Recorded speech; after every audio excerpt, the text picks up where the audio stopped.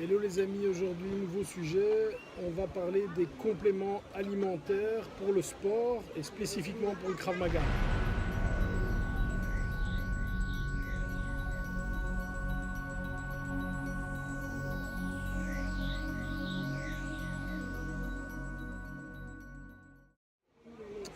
Voilà, moi je fais du sport depuis des années, je ne suis pas le seul évidemment, et pendant toute une période de ma vie est venu le sujet des compléments alimentaires. Alors j'en ai pris pas mal, ou en tout cas quelques-uns, et je voulais vous faire profiter aujourd'hui de mon retour d'expérience, parce que j'ai le sentiment d'avoir pris pas mal de choses qui ne servent strictement à rien. Alors évidemment, quand on parle de compléments alimentaires, on va d'abord parler de tout ce qui est vitamines, multivitamines. Moi, je pense que c'est vraiment nécessaire parce qu'aujourd'hui, lorsque vous regardez ce que vous avez dans votre nourriture, j'ai pas le sentiment que j'ai les vitamines et les minéraux avec les produits chimiques, les légumes, etc. que j'avais dans le passé. Donc je pense qu'il est vraiment utile d'avoir un supplément au niveau multivitamines. Quelque chose que j'ai appris à découvrir et qui pour moi fonctionne magnifiquement bien, aussi bien au niveau de mon état général que une fonction pour mieux dormir et me sentir mieux, et en même temps ça protège des maladies cardiovasculaires, c'est les oméga 3. Je trouve que c'est un produit fantastique, c'est très bon pour la santé, ça protège votre cœur, ça fait du bien à votre tête, je le conseille à tout le monde. Les protéines en poudre par contre, je sais que ça fait le business de pas mal d'industries, j'en ai pris pendant un moment. Très honnêtement, je ne vois aucun résultat avec ça. Hormis des problèmes gastriques, je ne vois pas l'avantage de prendre des protéines en poudre.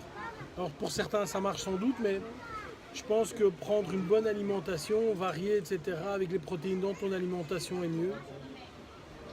J'ai découvert par contre, il y a peu de temps, l'avantage des BCA, hein, vous savez, ces 3 acides aminés qu'on ne fabrique pas soi-même.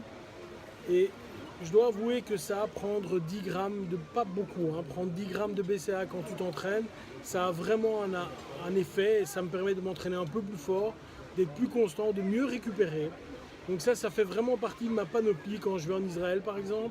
Les BCA, les multivitamines et les oméga 3 font vraiment partie de ma panoplie de sportifs. Hein. Ça fait vraiment partie. Hormis ça, je dois avouer que je ne prends presque rien. Maintenant, je suis en train de regarder une étude sur des compléments qui s'appellent Green Plus. Je vais regarder ça parce que en termes de légumes, etc., on n'est pas bon. J'ai pas le sentiment de manger assez de légumes dans mon alimentation. Donc là, je voudrais quand même faire quelque chose. Mais voilà, moi j'ai essayé pas mal de compléments, j'ai essayé pas mal de choses. J'ai pas vraiment le sentiment qu'il faut vous ruiner là-dedans. Alors certains vont vous dire oui, la créatine ça fonctionne super bien. Moi j'en ai pris, ça me donne un petit plus effectivement, mais bon c'est pas le truc waouh, c'est pas le truc indispensable.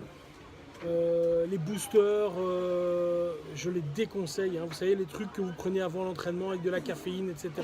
J'ai essayé ça quelques fois. Vous avez des picotements partout, c'est vraiment, je pense, très mauvais.